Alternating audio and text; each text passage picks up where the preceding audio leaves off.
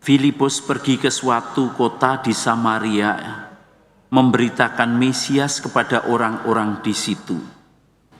Ketika orang banyak itu mendengar pemberitaan Filipus dan melihat tanda-tanda yang diadakannya, mereka semua menerima apa yang diberitakannya dengan bulat hati.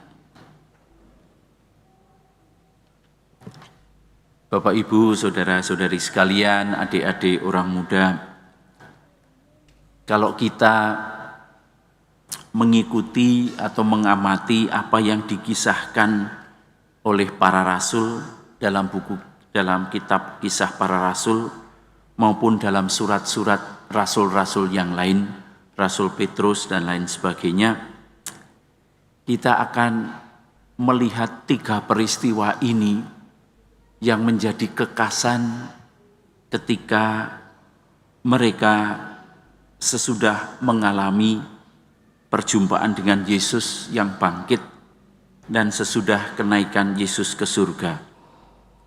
Yang pertama, rasul-rasul atau para murid itu siapapun pergi ke suatu tempat dimanapun dan di situ mereka mewartakan tentang Tuhan Yesus.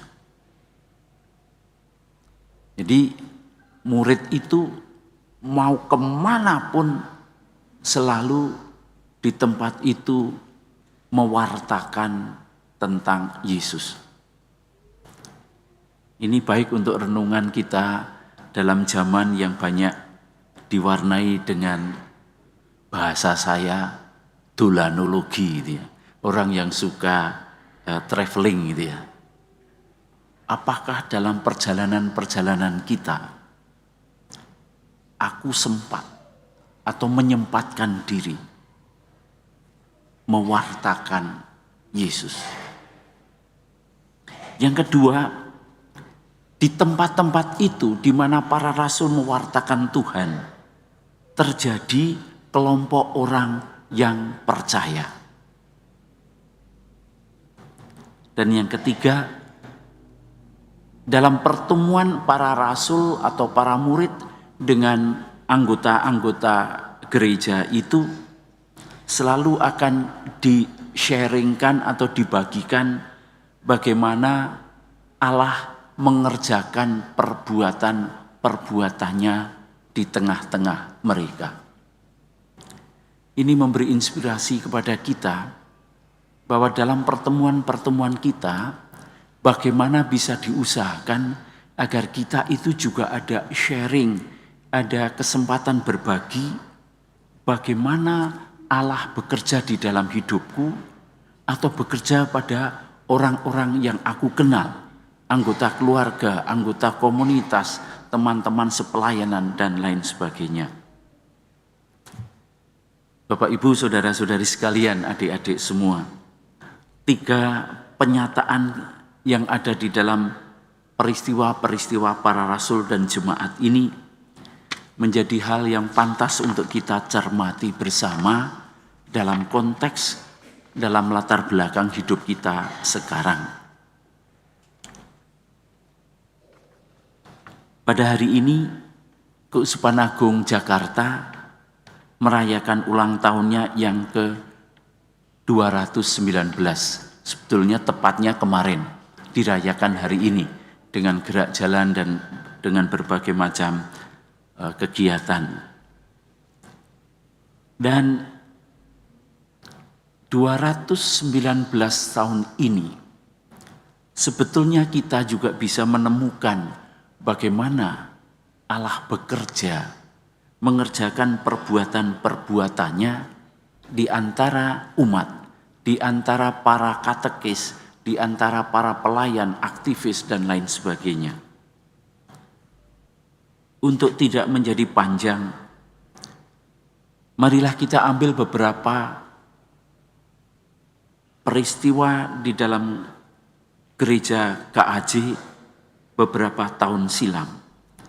Ketika Gereja Keuskupan Agung Jakarta memberi ruang khusus pada pendalaman sila-sila Pancasila. Dan itu mengingatkan kita dan akan menjadi tuntunan dan tantangan bagaimana kita akan terus bergerak. Merenungkan ketuhanan yang Maha Esa, kemanusiaan yang adil dan beradab, tentang persatuan Indonesia, kerakyatan yang dipimpin oleh hikmat dalam permusyawaratan atau perwakilan. Jadi kerakyatan yang dipimpin oleh hikmat kebijaksanaan, bukan oleh siapa. Yang kelima, tentang keadilan sosial bagi seluruh rakyat Indonesia. Dan dengan cara itu ternyata Keuskupan Agung Jakarta juga telah mewartakan perbuatan-perbuatan Allah di dalam gereja itu sendiri, tetapi juga di dalam masyarakat kita bangsa Indonesia.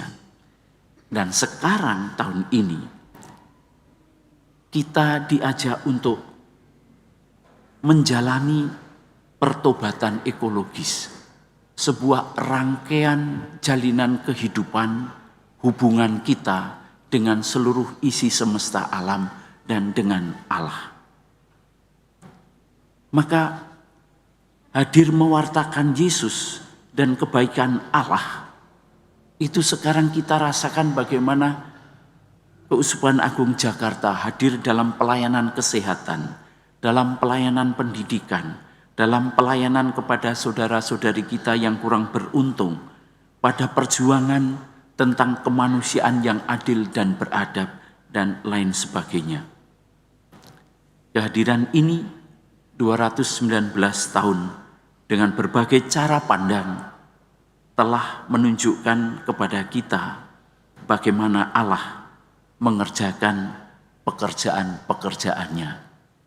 Dan tentu sebagaimana orang-orang di mana para rasul hadir, mereka menerima yang diberitakannya itu dengan bulat hati. Di situ ada kegembiraan. Semoga kegembiraan kita yang kita rayakan pada hari ini juga menjadi kegembiraan begitu banyak orang, justru melihat bagaimana pekerjaan-pekerjaan Allah itu nyata dalam pelayanan-pelayanan gereja Keuskupan Agung Jakarta ini. Kita syukuri rahmat ini dengan senantiasa juga tetap memohon kehadiran Roh Kudus untuk menuntun perjalanan keuskupan kita.